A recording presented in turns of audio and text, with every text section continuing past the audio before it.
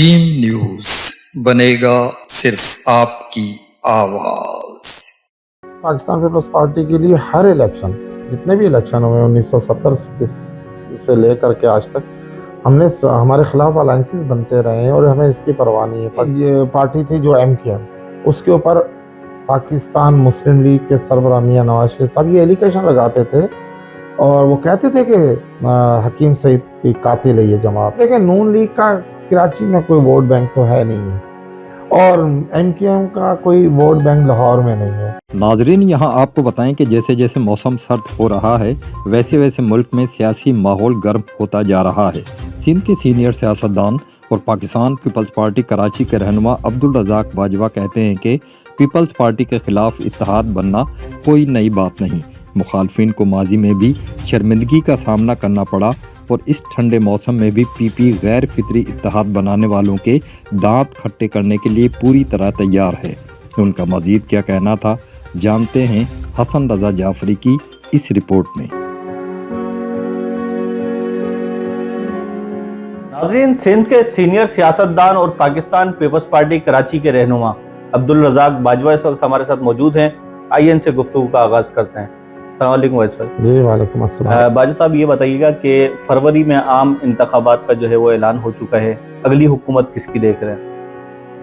हाँ जी, मैं तो देखें, मैं अपनी पार्टी को ही समझता हूँ कि पाकिस्तान पीपल्स पार्टी इंशाल्लाह जीतेगी और बिलावल भुट्टो साहब प्राइम मिनिस्टर बनेंगे इस मुल्क के। लेकिन ये कब लगा वक्त है एक पार्टी से वाबस्तगी की वजह। लेकिन अभी तो मैदान सजेगा फरवरी को इंशाल्लाह। हम भी अपनी पूरी कुव्वत के साथ पाकिस्तान पीपल्स पार्टी मैदान में आएगी और दीगर जमातें भी आएंगी।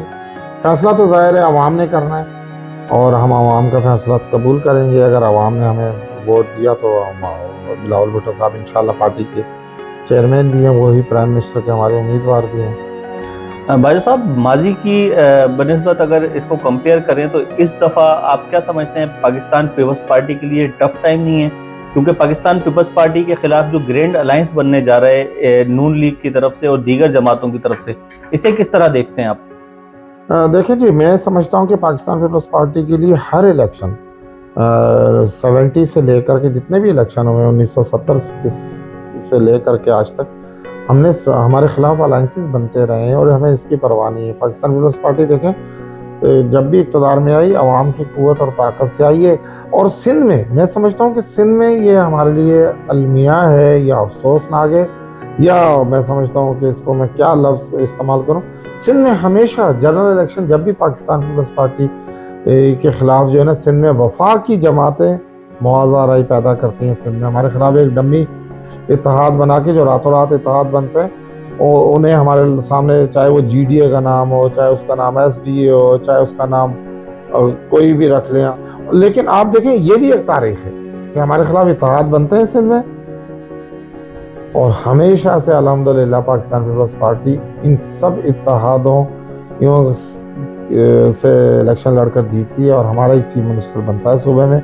कभी हमारा प्राइम मिनिस्टर विभाग में बनता है, वरना और हमेशा हमारा इलेक्शन जब भी फेयर इलेक्शन हुए पाकिस्तान में, पाकिस्तान पीपल्स पार्टी ने सिंध स्वीप किया और आइंदा भी इंशाल्लाह हम लोग करेंगे। इन इत्तेहादों की हमें कोई परवाह नहीं है। ये इत्तेहाद पाकिस्तान पीपल्स पार्टी, इन इत्तेहादों से हम निमटते आए और अभी भी निमटेंगे।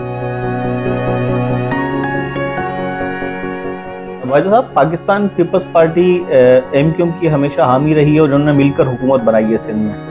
इस बार नून लीग की हिमायत की है MKM ने, इसे किस तरह देखते हैं? एक नई टर्निंग है सियासत में। देखिए, ये तो नून लीग को अपनी साबका कहावतों पर उनका जो एजेंडा होता था सिंध में और ख़ासतौर पे कराची में, वो MKM पाकिस्तान कह लें, इसको MKM लंदन कह लें, इसको पाकिस्तान भादराबाद कह लें या लालू खेत कह लें, अब इसके तो नाम भी बहुत सारे हैं। मुझे जो भी पार्टी थी जो MKM, उसके ऊपर पाकिस्तान मुस्लिम लीग के सरबराह मियां नवाज शरीफ साहब ये एलिगेशन लगाते थे और वो कहते थे कि हकीम सईद की कातिल है ये जमात।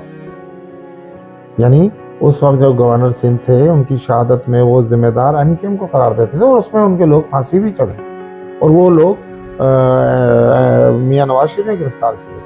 तो आज अगर वो हकीम सैयद के कातलों के साथ इत्तेहाद करते हैं तो ये तो मुस्लिम लीग नून के लिए लम्हा फिक्रिया है कि वो कल क्या कह रहे थे और आज क्या कह रहे हैं। अब आवाम में जाएंगे ये इत्तेहादी दोनों जमात, ये क्या क्या एजेंडा लेकर जाएंगी, क्या प्रोग्राम लेकर जाएंगी। यानी वो मियाँ नवाज शरीफ के बारे में क्या क्या कहते थे, आपने वसीम अख्तर साहब की और एमक्यूएम की पूरी क़यादत की बातें सुनी हैं, हम वो रिकॉर्ड पर भी मौजूद है। और पाकिस्तान मुस्लिम लीग को वो कराची ऑपरेशन का इल्ज़ाम देते थे, वो एमक्यूएम अपने ख़ात्मे की ज़िम्मेदार पाकिस्तान मुस्लिम लीग को करार देती है। और आज वो अगर इत्तेहादी बने तो मैं तो समझता हूँ कि ये कोई फितरती इत्तेहाद नहीं है, गैर फितरती था। तो मैं समझता हूँ कि देखें, नून लीग का कराची में कोई वोट बैंक तो है नहीं है और एमक्यूएम का कोई वोट बैंक लाहौर में नहीं है, तो इनका इत्तेहाद तो एक मतलब एक अजीब सी कैफियत है। लेकिन फिर भी हम वेलकम करते हैं, हम इनका मुकाबला करेगी पाकिस्तान पीपल्स पार्टी कराची में इंशाल्लाह। हर सीट पर हमारा उम्मीदवार होगा। बाजा साहब, बिलावल भुट्टो जरदारी और आसिफ अली जरदारी के बाहमी इख्तलाफात जो मीडिया पर गर्दिश कर रहे हैं, इसके हवाले से आप क्या कहेंगे? हाँ जी, बिल्कुल, हम भी मीडिया पे देख रहे हैं और लोगों के तासुरात भी देख रहे हैं और लोगों की जो तमन्नाएं और खुशियां हैं वो इंशाल्लाह ऐसा कुछ भी नहीं है। और साहब अभी आ रहे हैं वापस, उन्होंने कोयटा जाना है, पाकिस्तान पीपल्स पार्टी का यौम तासीस आ रहा है तो उसमें उनकी शिरकत है। ये अफवाहें फैलाई गई हैं, उनका प्रोग्राम थे वहाँ जाने के, दुबई जाने के, उनकी दोनों बहनें वहाँ पर हैं, उनकी फैमिली वहाँ पर है, तो वो तो अपनी फैमिली से मिलने के लिए गए हैं। बाप बेटे का भी इख्तलाफ होगा, एक जो है बेनज़ीर का खाविंद है और एक बेनज़ीर का खून है, वो कभी भी नहीं, वो बाप और बेटे की जो लाजवाल मोहब्बत है इंशाल्लाह वो कायम व दायम है। और ये हमारी पार्टी के मुखालफिन जो है इस तरह की अफवाहें फैला रहे हैं। Waja Sahab, Pakistan people's party interior Sindh और देही इलाकों से तो हमेशा कामयाब रही है। इस बार जो टर्निंग हुई है सियासत में, इस हवाले से आप क्या पोजीशन देखते हैं पाकिस्तान पीपल्स पार्टी की कराची में? ये अक्सरियती इलाकों से कामयाब होगी या वही मंगो पीर, गडाब और इन इलाकों से ही जो है वोट हासिल करेंगे? नहीं, इंशाल्लाह इस बार पाकिस्तान पीपल्स पार्टी पूरे कराची से कामयाब होगी।